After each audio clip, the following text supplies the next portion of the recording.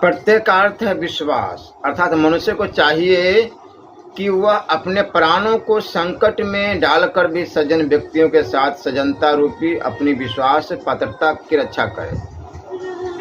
भयंकर संकट पड़ने पर भी मनुष्य को अपने मूल्यों का परित्याग नहीं करना चाहिए। संक्षेप में मनुष्य को सज्जनों के साथ सज्जनता का व्यवहार करना चाहिए।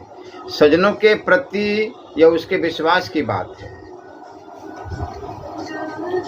पिसुन अर्थात विश्वासघाती व्यक्ति को उसके पुत्र, स्त्री आदि परिवार के लोग भी त्याग देते हैं। सुनी हुई बातों के आधार पर लोगों में लड़ाई झगड़े कराने वाले व्यक्ति को उसके परिवार वाले को भी त्याग देते हैं। यदि उसे न त्यागो तो आपसी विपदा आने की आशंका बनी ही रहती है।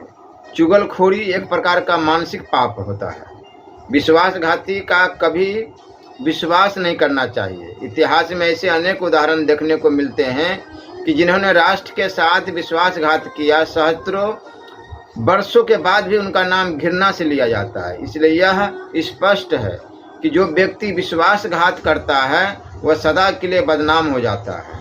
यदि कोई बच्चा भी उपयोगी बात कहता है तो उसे सुनना चाहिए, अर्थात मनुष्य को किसी भी महत्वपूर्ण बात की अपेक्षा नहीं करनी चाहिए, भले ही उस बात को कहने वाला व्यक्ति कितना ही सामान्य और तुच्छ क्यों न हो, छोटा क्यों न हो। जिस प्रकार कीचड़ में पड़े हुए रत्नों को भी उठा लेना चाहिए, उसी प्रकार यदि कोई साधारण व्यक्ति कोई उपयोगी बात कहता है तो उसे ग्रहण कर लेने में संकोच नहीं करना चाहिए। बहुत से व्यक्ति देखने में बड़े सामान्य और उपेक्षित से दिखाई देते हैं, परंतु वह कई बार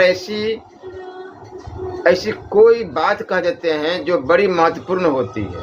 उस बात को सुनना और अमल करना बुरा नहीं है। इस प्रकार की बातों से कई बार मानव जीवन में महत्वपूर्ण परिवर्तनों के उदाहरण देखे गए हैं। इसलिए कहीं से भी उपयोगी बात को ग्रहण करने में आनाकानी नहीं करनी चाहिए। जिस व्यक्ति की सत्य में श्रद्धा न हो, जो सत्य सुनना न चाहता हो, उस व्यक्ति को सत्य के संबंध में कुछ कहना व्यर्थ है।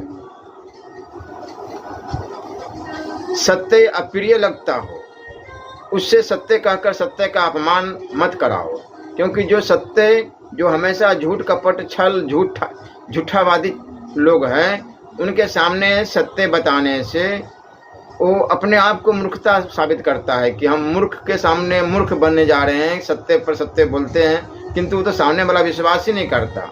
इसलिए उसे दूर होना चाहिए। किसी के साधारण दोष देखकर उसके महत्वपूर्ण गुणों को अस्वीकार